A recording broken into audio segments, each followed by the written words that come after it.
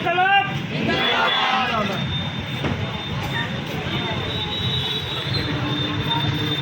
કોઈ પણ લડત આપણે કરતા હોય કોના માટે કરતા હોય?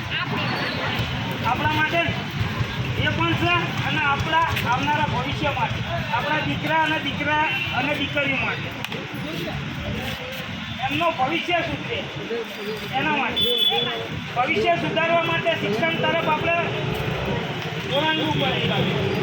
કારણ કે ત્યાં સુધી આપણે અંગૂઠા સાફ લઈશું, ત્યાં સુધી આપણે ખવા લઈશું.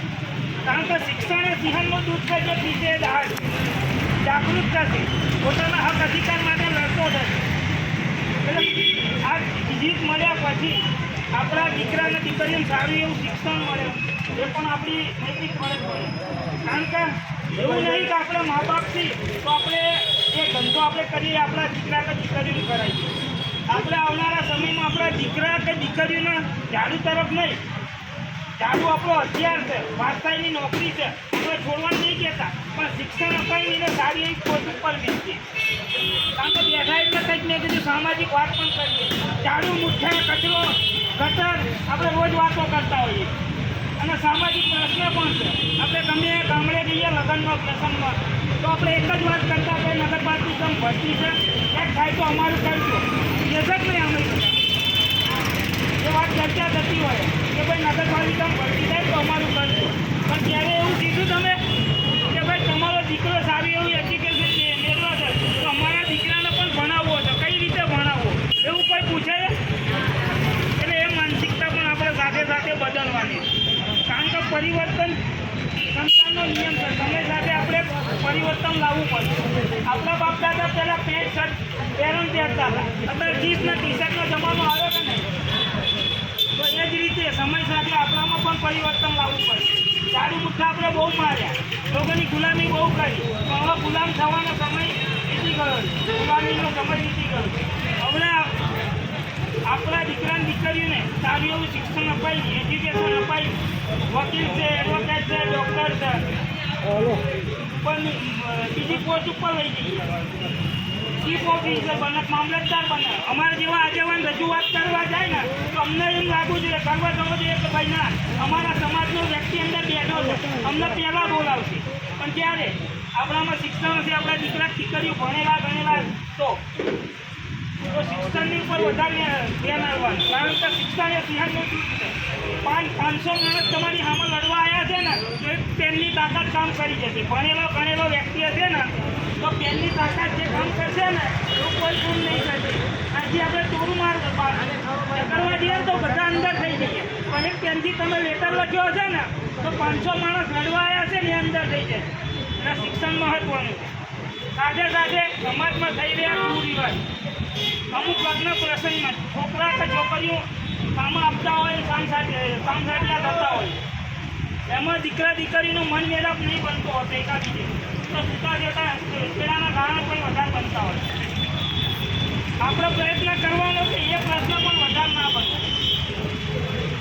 કાં તો આપણા દીકરાની જિંદગી ખરાબ થાય, કાં તો દીકરીની જિંદગી ખરાબ થાય. અને મોટામાં મોટો પ્રશ્ન વ્યસનના કારણે કેટલાય પરિવાર બગડે છે, કોકના ઘર તૂટે છે, ઘણા લોકોના. અને નાની ઉંમરે બહેનો હોય તો એ લોકોને વિધવા થવું પડે છે. કારણ કે વ્યસન છે ને સાહેબ દારૂનું એક રાક્ષસ છે, એ ધીરે ધીરે અસર કરે. જેમ કેન્સર કઈ રીતે ધીરે ધીરે અસર કરે, એને દારૂનું વ્યસન પણ ધીરે ધીરે અસર કરે. એના ઘર પરિવાર તૂટે છે, એને ફેમિલી તૂટે છે, એનું સમાજમાં નામ ઘટે છે, એનો વાસમાં નામ ઘટે છે. તો વ્યસનથી પણ આપણે યુવાનોએ દૂર રહેવું જોઈએ. કારણ કે વ્યસનના કારણે વધુ પડતા અત્યારે છૂટાછેડાના કારણે થતા હોય તો વ્યસન હોય છે વધારે. એવું નહીં હોતું કે બધા બહેનોનો પાંચ હોય તો બધે પબ્લિક આપણે હોય ક્યાંક આપણે એવરી લાઈને ચડી ગયા હોય, કાં તો વ્યસને ચડી જતા હોય. અને વ્યસન પણ આપણે મુક્ત કરવું જોઈએ. અને સામાજિક રીતે જે લડશે એને જ હક અધિકાર મળશે. જો આજે આપણે જાગૃત નહીં થઈએ તો આવનારી પેઢી આપણી ગુલામ જ બનશે. જો આજે આપણે લડતા થઈશું તો આપણા દીકરા અને દીકરીઓ પણ સિંહણ જેવા જ થશે.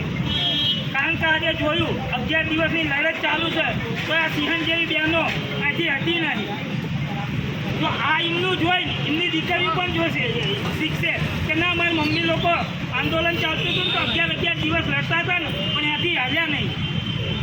એમનું જોઈને એ લોકો પણ શીખશે અને એમાં પણ જો એ શિક્ષિત હશે તો લડવાની વધારે તાકાત મળશે. એટલે શિક્ષણ મહત્વનું સમાજમાં. જેમ બને એમ દીકરા દીકરીને શિક્ષણ તરફ વળો. સમજ્યા? અને સરકારની યોજનાઓમાં લોકો કહેતા હોય કે ભાઈ સરકાર દ્વારા શું આપણને લાભ મળતા હોય. અમૃત કાર્ડ મળે છે. જ્યારે આપણને કોઈ કેન્સર જેવી બીમારી કે કોઈ મોટી બીમારી થતી હોય ને તો અમૃત કાર્ડ હોય છે. સામાજિક રીતે આપણે તમને જાગૃત કર્યું કે કોઈ મોટી બીમારી આવે ને તો અમૃત કાર્ડ હોય. કેટલા લોકોને આમાં કઢાયેલા છે? કોઈને નહીં કઢાયેલા? પહેલાં 5 લાખની મર્યાદા હતી એ દવામાં. હવે 10 લાખ રૂપિયાની દવા સરકાર દ્વારા આપણને મફત કરવામાં આવે. એનું કાર્ડ હોય છે અમૃત કાર્ડ. એનું જેનેરી કાર્ડ હોય. તો આપણે પ્રાઇવેટ દવાખાનામાં જઈએ ને તો 5 લાખ બગડે કે 10 લાખ બગડે. એ કાર્ડ હોય ને આપણી જોડે તો એ ફ્રીમાં સરકાર દ્વારા એ દવા મફત કરવામાં આવે. બીજું, જો દીકરા કે દીકરીને જો ભણાવવા માટે આપણી જોડે સક્ષમ ના હોય તો સરકાર દ્વારા લોન પણ આપણને મળે. એનું મકાન પડી ગયું હોય, મકાન ઊભું કરવા માટે પૈસા ના હોય કે લોકોનો રોજગારી કોઈ સ્ત્રોત ના હોય, એના માટે પણ સરકાર મકાન બનાવવા માટે આંબેડકર આવાસ યોજનાની ફાળવણી કરે છે. એમાં પણ આપણને પૈસા મળે મકાન બનાવવા માટે. એવું નથી કે આપણા મોટા ભાઈઓ જે જાગૃત છે તે એ હક અધિકાર મેળવો. આપણે પણ જાગૃત થવું પડશે અને આપણે પણ કચેરીના ધક્કા ખાવા પડશે. કારણ કે ધક્કો ખાધા વગર કાંઈ મળતું નથી.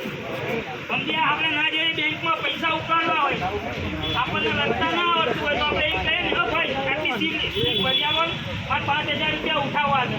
પણ જો આપણે દીકરી ભરેલા હશે તો આપણે કહીશું ચાલ ને બેટા આવીએ બેંકે જઈ 50,000 રૂપિયા ઉઠાવવા છે. બીજાની ગરજ નહીં પડે. એટલે દીકરા અને દીકરીને જેમ બને એમ શિક્ષણ બાજુ લાવો તમે. કારણ કે જાદુ તો આપણે રોજગારીનો એક સ્ત્રોત છે, પણ આવનારું દીકરા અને દીકરીનું ભવિષ્ય સુધારવા માટે પણ આપણે પ્રયત્ન કરીએ. કાળી મજૂરી આપણે કોના માટે કરીએ? આપણા છોકરાઓ માટે. ચોમાસું હોય, ગરમી હોય, શિયાળો હોય કે કોરોના જેવી મહામારી હોય, કોના માટે? આપણા પેટ માટે, આપણા દીકરા દીકરીનું ભવિષ્ય સુધરે એના માટે. એના માટે ગમે ત્યારે આપણે કોઈ પણ પ્રશ્ન બનતો હોય કે પ્રસંગ કરવો હોય તો આપણે સક્ષમ હોઈશું. આપણા દીકરા દીકરી સક્ષમ હોઈશું તો આપણે કોઈને આગળ લાંબો હાથ નહીં કરવો પડે. એના માટે આપણે સક્ષમ થવું પડશે અને જાગૃત થવું પડશે. એવું નહીં કે અહીંયા પૂરતું જ છે. અમારું આ સમાજ સમાજ સંગઠન છે આખા ગુજરાતમાં 33 જિલ્લામાં આ સંગઠનના પ્રમુખોની મેં. અને એવું નહીં કે જ્યાં સફાઈ કામદારની લડત ચાલતી હોય અહીંયા જ અમે કામ કરીએ. શિક્ષણ બાબતે, સંગઠન બાબતે, વ્યસન મુક્તિ બાબતે, રોજગારી બાબતે કોઈ પણ પ્રશ્ન સામાજિક હોય તેના માટે અમે લડત કરીએ છીએ. એવું નહીં કે ભાઈ સફાઈ કામદારને પ્રશ્ન છે સફાઈ કામદાર માટે જ લડવાનું. સામાજિક પ્રશ્ન, સામાજિક મુદ્દા કોઈ પણ હોય એના માટે અમે લડત આપીએ. તેના પ્રમુખ અમે છેલ્લા પ્રમુખ જીતુભાઈ બારૈયા છે. છેલ્લા 8 વર્ષથી હું અને જીતુભાઈ સતત ગુજરાતથી એક પણ નગરપાલિકાનો હોય કે ગ્રામ પંચાયતને હોય કે એક પણ ગામ નહીં હોય ત્યાં લડત નહીં આવતા હોય કે જ્યાં સામાજિક જાગૃતતા નહીં લાવતા હોય. કૈલાસભાઈ છે, પૂનમભાઈ છે, રમેશભાઈ છે અને પવનભાઈ જેવા યુવાનો અમે છેલ્લા 8 વર્ષ પહેલાં આ જ્યારે કામગીરી કરી ને તો જ્યારે ફેસબુક વોટ્સઅપનો જમાનો હતો ત્યારે જય ભીમ કે જય વાલ્મીકી લખતા લોકોને શરમ લાગતી હતી. અત્યારે લોકોને અમે એટલી જાગૃતતા આવી છે કે ફેસબુક શું, વોટ્સઅપ શું, પેપરમાં પણ જય ભીમ કે જય વાલ્મીકી આપવું હોય. તેના કારણે શ્રવણભાઈ જેવા યુવાનો પોતાના હક અધિકાર માટે લડતા થયા. તમને પણ જાગૃત થાય. એક યુવાન જાગૃત થયો તો એની પાસે 100 યુવાન જાગૃત થયા. આ તાકાત છે જાગૃતતાની. આ તાકાત છે શિક્ષણની. આ શિક્ષણની તાકાત આપણા દીકરા દીકરીને બતાવવાની, તેને શીખવાડવાનું. બેટા મેં ગુલામી કરી છે પણ તને ગુલામ નહીં કરવાનું. સમજ્યા?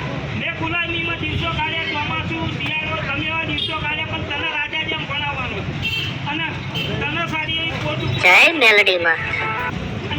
જ્યાં સુધી આપણે આપણા દીકરા દીકરીનો પરિવર્તન નહીં લાવીએ ત્યાં સુધી કોઈ બાબતે આપણે ગમે એ કરતા હોય, ગમે એ ધંધો કરતા હોય, કોઈ મતલબ નહીં. પેલું અમુક કહેવત નહીં કહેતા ભાઈ કે એક ઘર સક્ષમ હોય એક ઘર થોડું એ ગરીબ હોય તો પેલા કે તો મારા કરતાં વધારે કમાય છે પણ કે એ તો કમાય છે એ બધું નુકર છે એટલે ઉડાડે છે અને એ પૈસા એ કે બચત કરે છે. પણ એક સમાજ એ બેમાંથી જ આપણે શીખ લેવાની છે. ભાઈ પેલો ઉડાડે છે ને ઉડાડતો નહીં.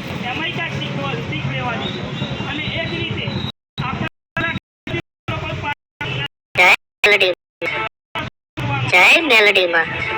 તો એ કામ થશે. અમુક જગ્યાએ નહીં હોતા ભાઈ લગ્ન કરવાના હોય તો આપણે 5 માણસને કહેતા હોઈએ છીએ લગ્ન ચીઠી પડાવવાનું હોય. અત્યારે તો નવો જમાનો આવ્યો 5 જણને કીધું હોય ને તો 500 જણ તો ખાલી લગ્ન ચીઠી પહોંચી ગયા હોય. એટલે પેલો 5000 કમાતો હોય ને 500 જણનો 100 જણનો આઈસ્ક્રીમનો ખર્ચો વધી ગયો. પહેલાં તો ચીઠી લઈ આવો તો ખબર નથી પડતી, લગ્ન થાય તોય ખબર પડતી નથી. અત્યારે તો ડીજે આવી ગયો, ઘોડા આવી ગયા, ખર્ચો વધી ગયો.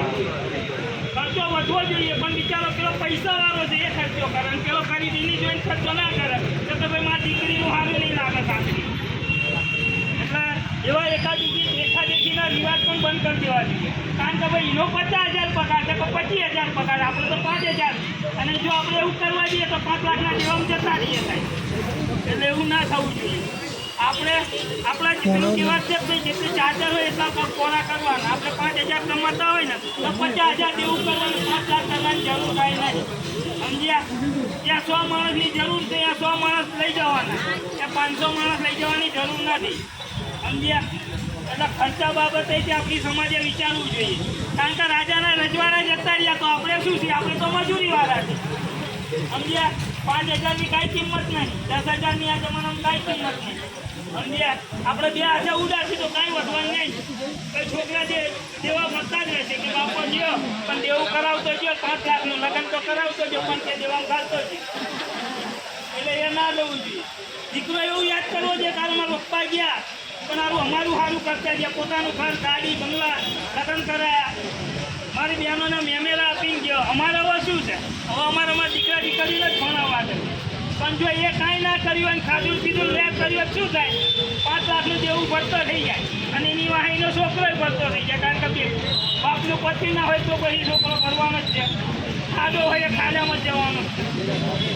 એટલે વ્યસન છે, કુરિવાજો છે, સમાજ સંગઠિત કરવા બાબત છે, દીકરા દીકરીને જાગૃતતા લાવવાના પ્રશ્ન છે. આ બધા પ્રશ્ન આપણે લડત કરીએ છીએ એનો મતલબ નથી કે નગરપાલિકા આપણને પગાર વેતન આલે એ ખાલી આપણા ખાવા માટે, આપણા દીકરા અને દીકરીના ભવિષ્ય માટે આ લડત કરીએ છીએ. આજે 11 દિવસથી આપણે બેઠા થઈશું પોતાના સ્વાર્થ માટે ના, આપણે આપણા દીકરા દીકરીના ભવિષ્ય માટે કે ભાઈ આજે જીત મળશે તો કાલે એમનું સારું થશે, એમનું સારું માંગવું આવશે, સારું ઘર વધશે. કારણ કે અત્યારે સિસ્ટમ થઈ ગઈ છે કે ભાઈ નગરપાલિકામાં નોકરી છે છોકરાને, એવું કહે ને ભાઈ ઘણી જગ્યાએ છોકરાનું લગ્ન કરવા જઈએ હતા કે છોકરાની નોકરી ચામાં તો કે પ્રાઇવેટ કંપનીમાં. એવું છે ભાઈ? બીજું જોવા જઈએ ભાઈ નગરપાલિકામાં નોકરી છે પૂછતા હોય ઘણી જગ્યાએ. કારણ કે લોકોનું જોઈને શીખ્યા કે ભાઈ નગરપાલિકા કે મહાનગરપાલિકામાં નોકરી હશે ને તો તમારે થોડી છૂટી રહેશે. પણ એવું વિચારતા નહીં કે સુખના જગ્યાએ છોકરો વ્યસનવાળો નીકળે શું કરશું? હે બાપાએ શીખવાડ્યું બે હાથે લે બેટા વાપરતું જગતા કર. છોકરો પછી અવરી લાઈને ચડી ગયો હોય, આપણે સુખ પાડીને બાજુ ઓળાવીએ પણ અહીંયા દુઃખ હોય તો ભાઈ શું કરવાનું? હે પછી મહિનો અહીંયા આવે મહિનો પિયર લાય પછી છોકરી વખું હોય, છોકરીના મા બાપ વખું હોય કે ભાઈ આ શું હશે તો કે છોકરી નથી નહીં. પણ એમ ના જાણે કે ભાઈ હામાં દારૂડિયો મળ્યો છે કે હામાં કોઈ ફેમિલીઓ મંડળ. એટલે અમુક વિષયમાં આપણે વિચારવું જોઈએ અને સામાજિક રીતે બધે ચર્ચા કરવી જોઈએ. આજે સામાજિક ચર્ચા લઈ જઈએ, અહીંયા બેઠા બેઠા બધા મચ્છર મારતા નથી. આ ભાઈ તો થોડું કંઈક વાત કરો. તમે કોઈ ધ્યાનો તો સિંહણ જેવી છે, અમને કંઈ કહેવા જેવું જ નથી.